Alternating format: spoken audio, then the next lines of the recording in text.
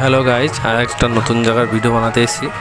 আমাদের হরিপুরে শান্তিপুর বাগাস্টার বাগদেবীতলা মায়ের মন্দির, একটা খুব জাগ্রত মায়ের মন্দির। এখানে প্রত্যেক ফাল্গুন মাসে মঙ্গলবার ও শনিবার করে পুজো হয়।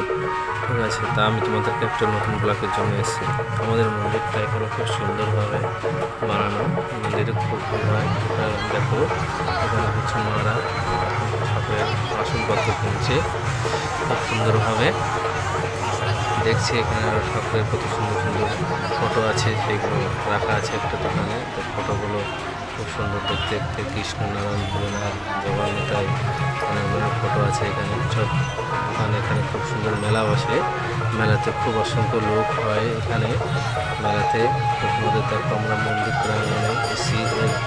মন্দির প্রাঙ্গণের পিছনে একটা গাব গাছ আছে, সেই গাব গাছের নিচে একটা ভোলে বাবার মন্দির শিবলিঙ্গ বসানো আছে। তার সে গাব গাছের নিচে একটা পঞ্চরত্ন পঞ্চমন্দির আসন আছে, তার উপরে ভোলে বাবার মন্দিরটা বসানো আছে।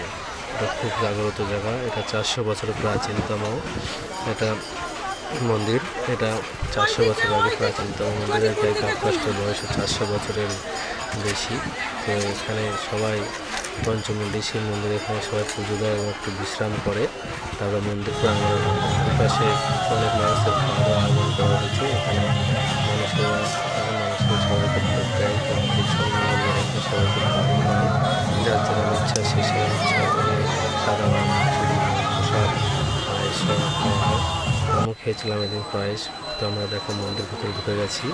ঠাকুর মশাই পুজো করছে এখানে।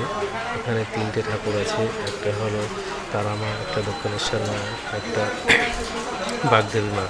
3টে মা 3 পাশে বসানো আছে এবং তার পাশে একটা পঞ্চরত্ন ভোলে বাবার শিবলিঙ্গ বসানো আছে। তো এখানে পুজো করা হয় মন্দিরে। আমরা মন্দিরে আবার ঢুকে যাচ্ছি নতুন করে তোমাদের দেখানোর জন্যে। দেখো মন্দিরে তোমাদের অবশ্যই ভালো লাগবে। আবার নতুন করে তোমাদের ঢুকে গেলাম মন্দিরের জন্য, তোমাদের আবার দেখানোর জন্য। দেখো এখানে পুরোহিত পুজো করছে। ভালো লাগলে ভিডিও লাইক কমেন্ট করুন।